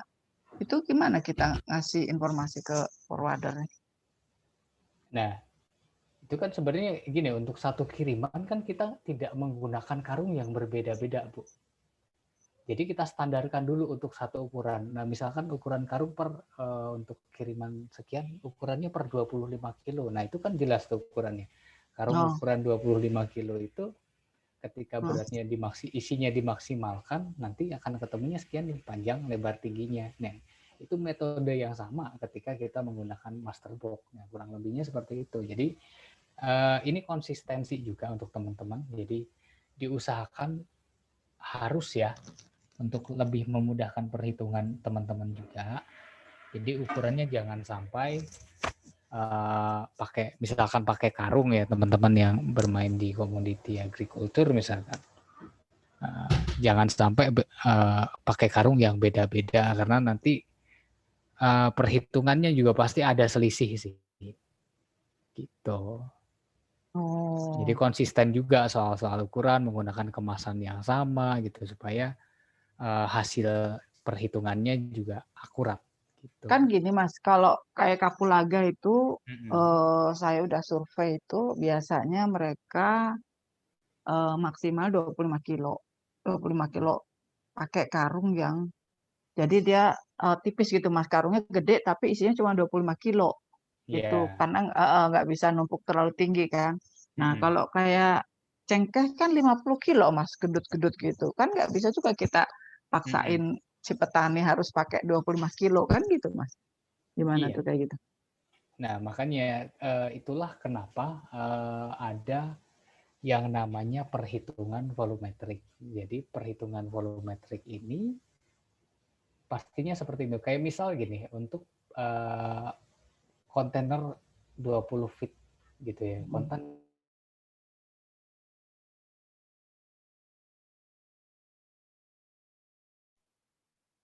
Halo Mas.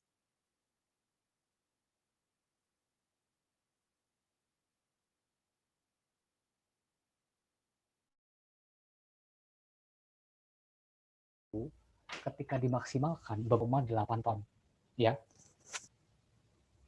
masuk, tapi tergantung dari barang juga. Kalau misalkan barangnya ini kecil, padat, berat gitu kan, nah itu kan berarti bisa masuk nih full 9,8 ton. Tapi kalau misalkan barangnya ini ringan tapi makan tempat, kan nggak akan sampai tuh 9,8 ton. Dalam arti 5 ton aja dia bisa penuh gitu, katakanlah seperti itu.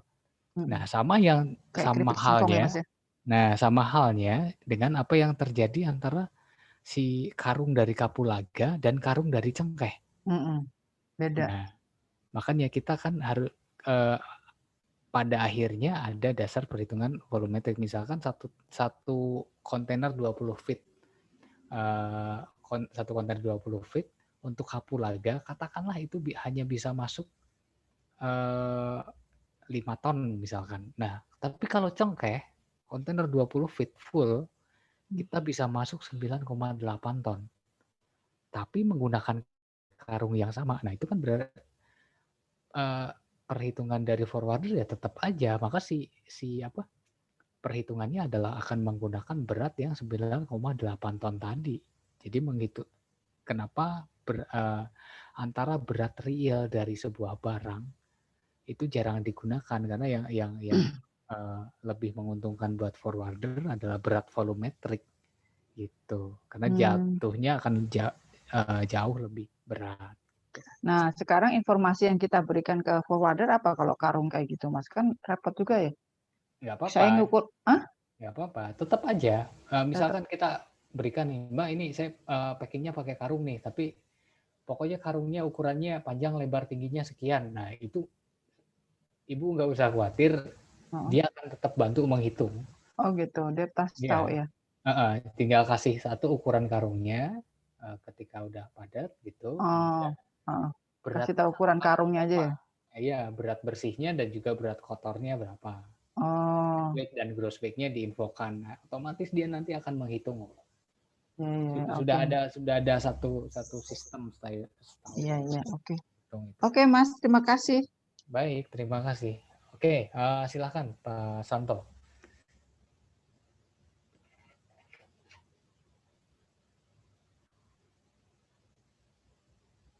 Halo, selamat malam. Oke, selamat malam. Halo, selamat malam. Ya, selamat malam.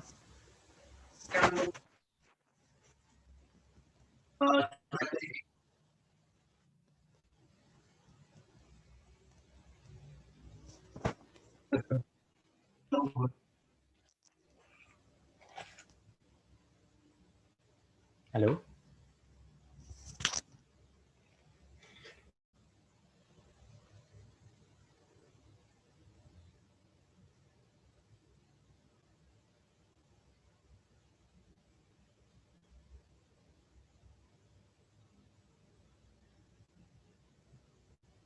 Halo.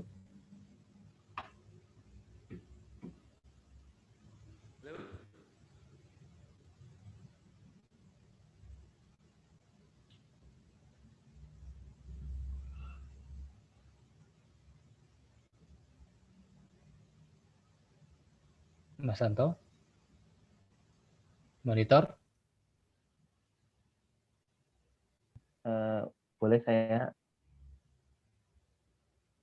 Halo. Oke. Halo. Sebentar. Udah ada ya?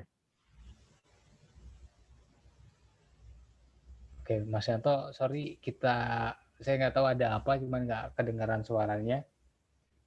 Iya, ganti saya boleh. Oke, silakan. Saya mau tanya, Mas.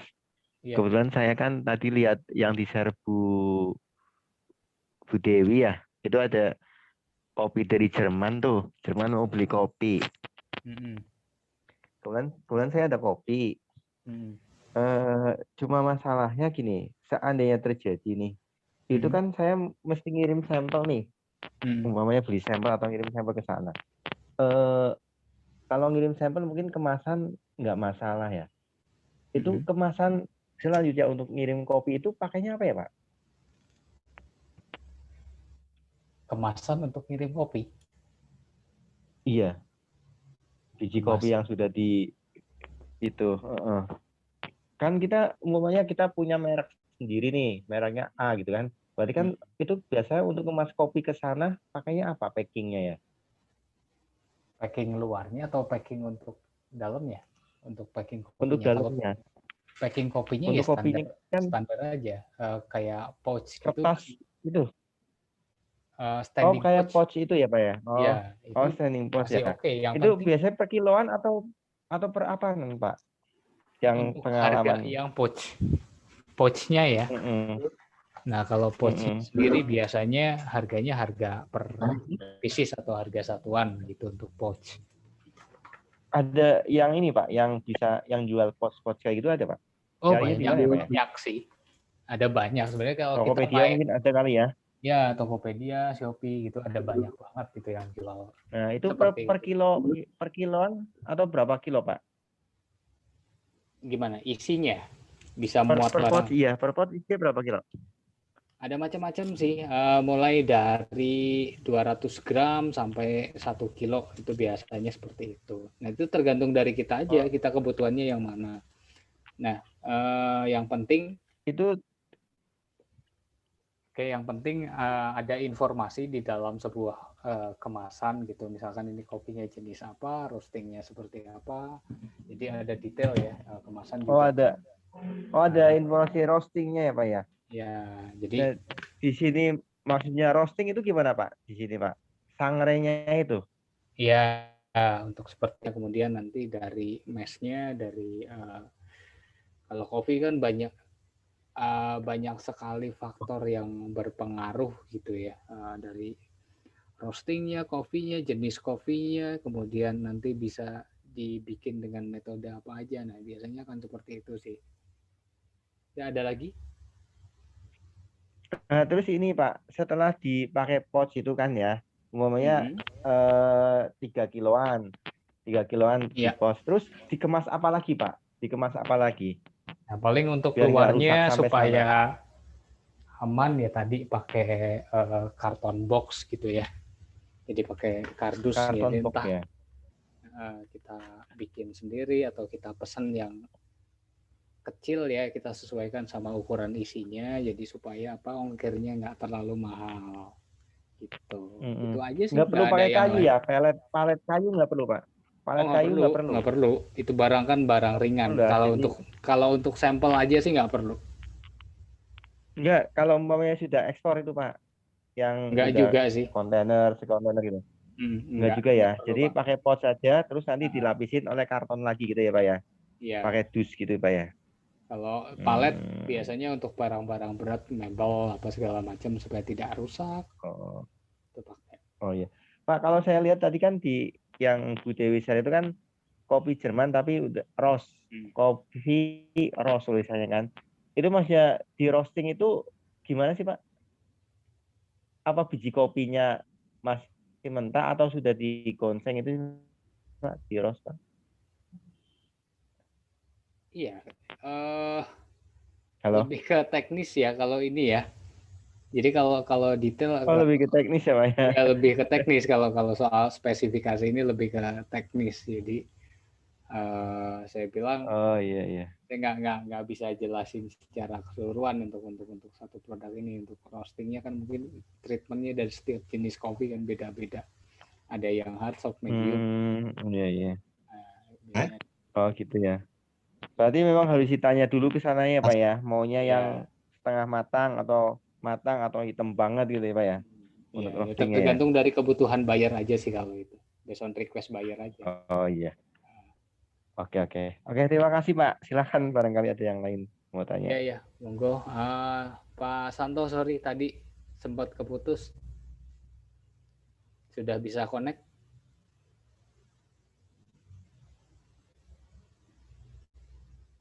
Halo?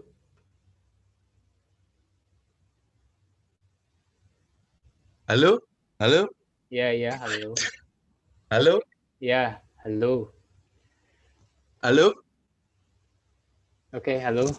Silahkan Pak. Halo? Halo? Halo? Halo? Halo? Iya, halo. Halo? Bisa terima Pak? Bisa. Suara saya? Bisa. Saya mau tanya, biaya sertifikat sanitary itu dibebankan ke buyer atau apa? Nah, kalau untuk ini nanti dibebankan ke kita aja karena nilainya kan tidak terlalu besar dan baiknya ke kita juga sih. Kalau untuk sebenarnya seharusnya yang benarnya itu dibebankan ke buyer secara keseluruhan. Dari mulai COO, kemudian fitosanitari dan lain sebagainya. Tapi kan itu based on request gitu kan. Jadi ketika dia minta itu setidaknya kita bantu sediakan lah. Tapi untuk nanti yang membayar tetap dia. Jadi di tagihannya tetap kita munculkan. Nah, kalau misalkan itu kita bisa urus sendiri nilainya nggak gede-gede amat ya, anggap aja itu bonus lah biar bayarnya senang gitu kan. Biasanya seperti itu. Tapi secara keseluruhan ada baiknya, lebih baiknya itu di charge gitu ya. Jadi dibebankan ke bayar semua. Itu sih. Jadi biar semuanya bayar yang tanggung untuk di luar masalah order gitu ya. Ada lagi Pak?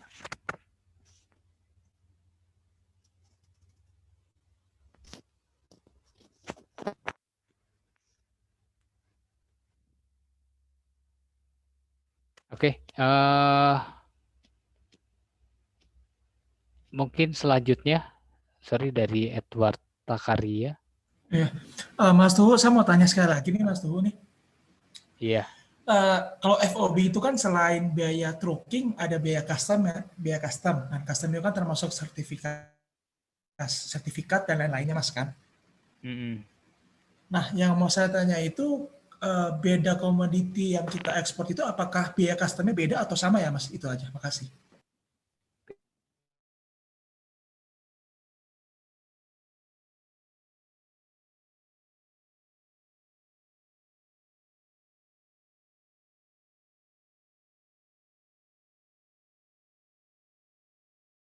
Sanitari tapi tidak butuh fumigasi. Nah itu otomatis kan ketika di total biayanya akan berbeda juga. Paling seperti itu aja sih, nggak ada yang lain gitu ya.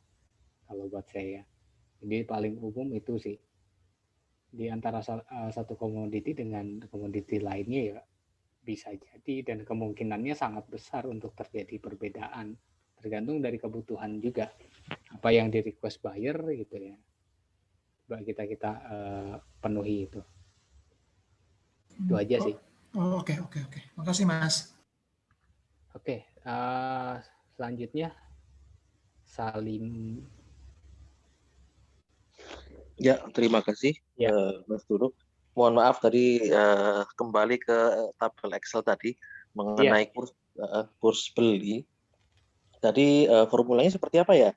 Kok diturunkan menjadi 13.500 kok malah ini ya, malah secara total bisa naik harganya tinggi. Iya, jadi sebenarnya logiknya gini, ketika harganya misalkan dari 10.000 nih,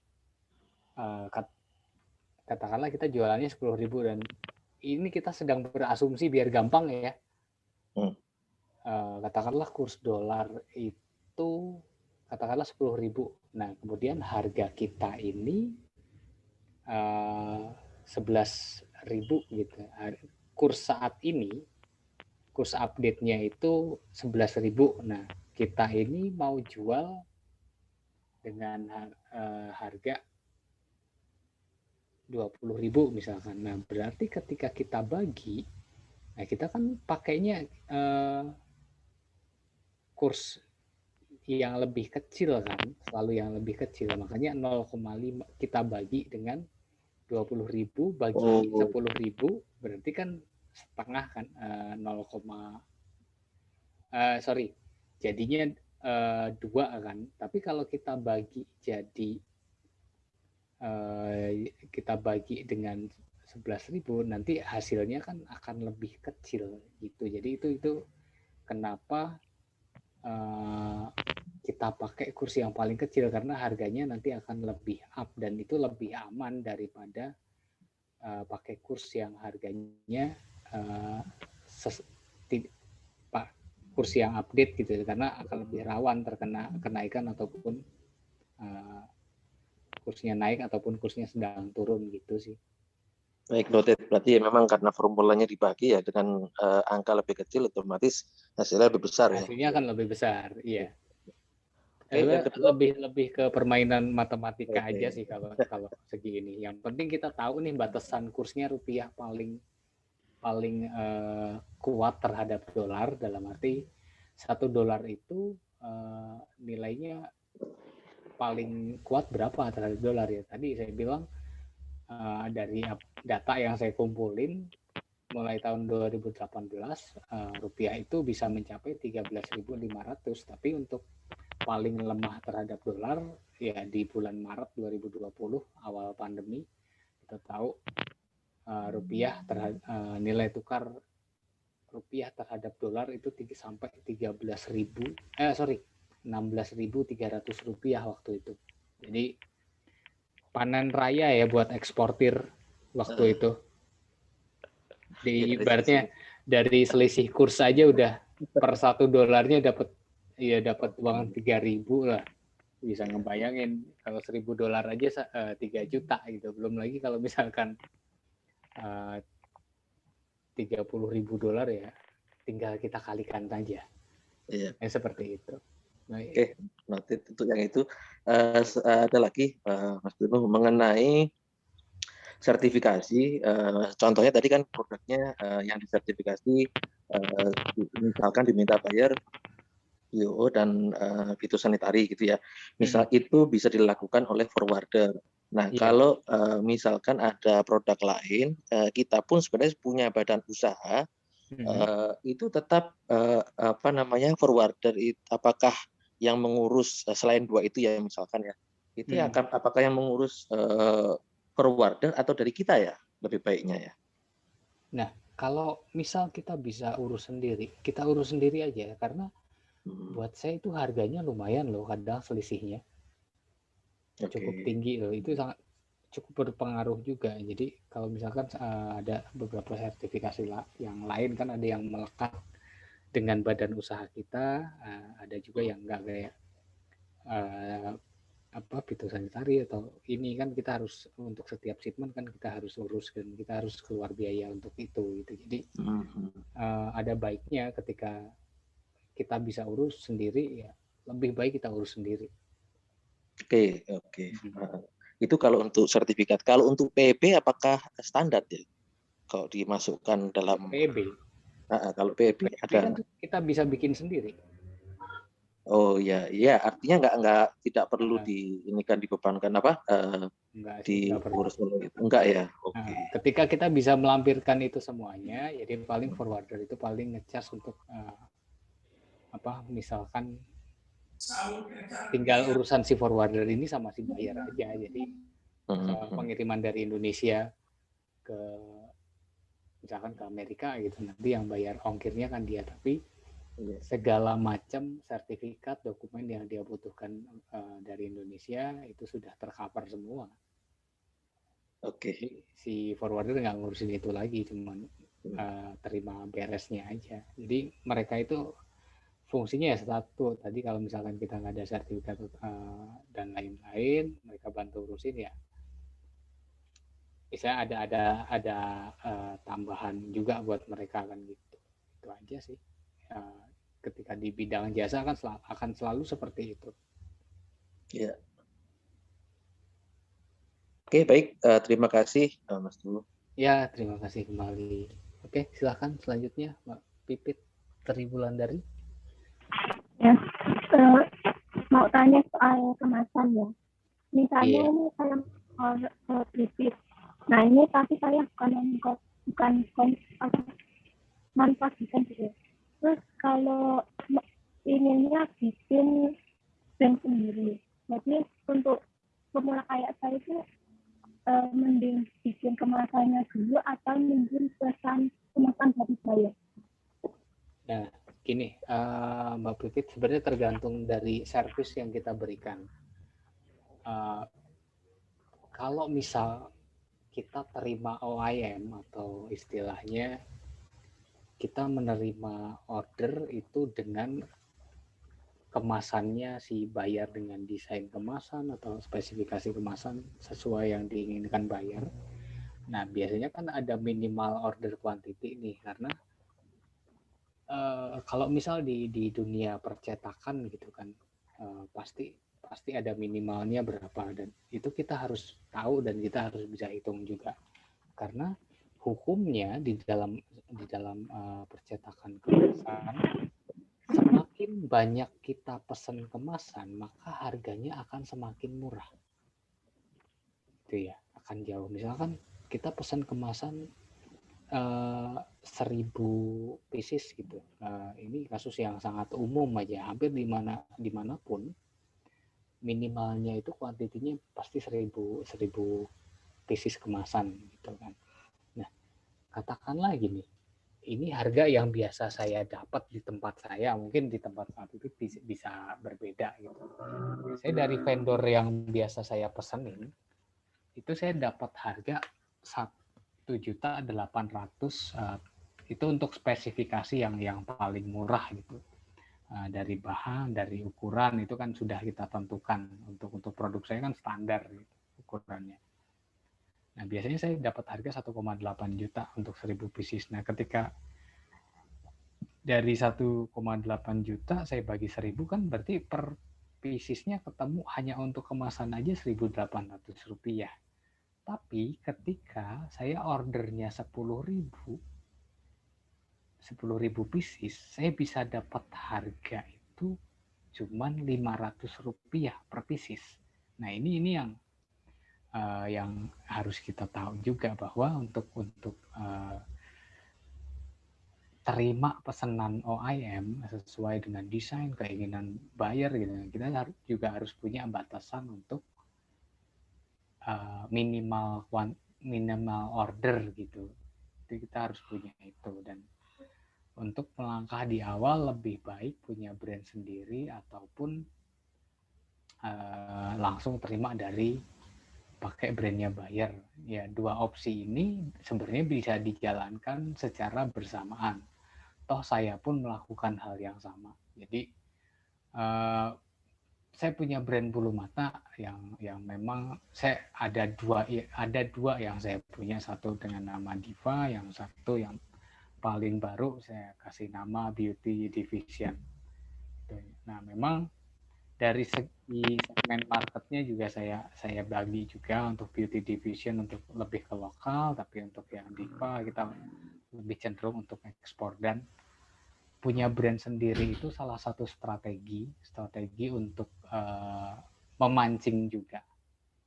Ya, jadi memancing buyer supaya lebih meyakinkan ketika masa kamu bisa produksi barang tapi nggak punya merek sendiri gitu kan, kadang ada yang seperti itu gitu kan. Ya.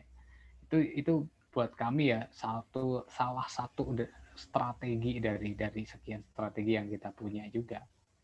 Dan sebenarnya masih punya potensi juga kok untuk ketika kita sudah punya brand sendiri gitu kan. Ya kita bisa jual sendiri, yang kedua kita bisa masarin ke luar negeri, dan ketika kita menyediakan service bahwa kita bisa OIM atau buat produk sesuai keinginan buyer, ini jadi nilai tambah sih. Kalau buat saya seperti itu.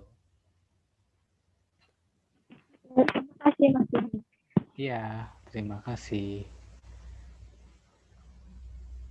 Oke, mungkin malam ini saya rasa sampai di sini dulu. Saya mohon maaf sekali karena jujur saya ada satu kerjaan yang harus saya selesaikan malam ini.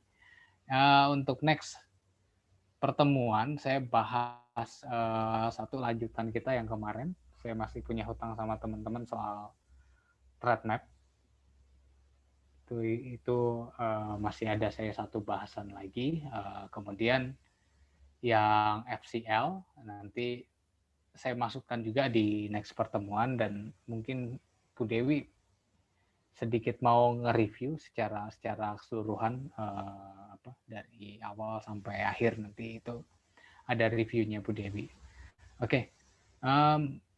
Mungkin itu aja sih untuk malam ini ya. Jadi saya sorry buat teman-teman kalau ada misal salah kata atau apa yang penjelasan yang kurang berkenan, saya mohon maaf. Untuk materi malam ini saya cukupkan sekian dulu. Terima kasih. Wassalamualaikum warahmatullahi wabarakatuh.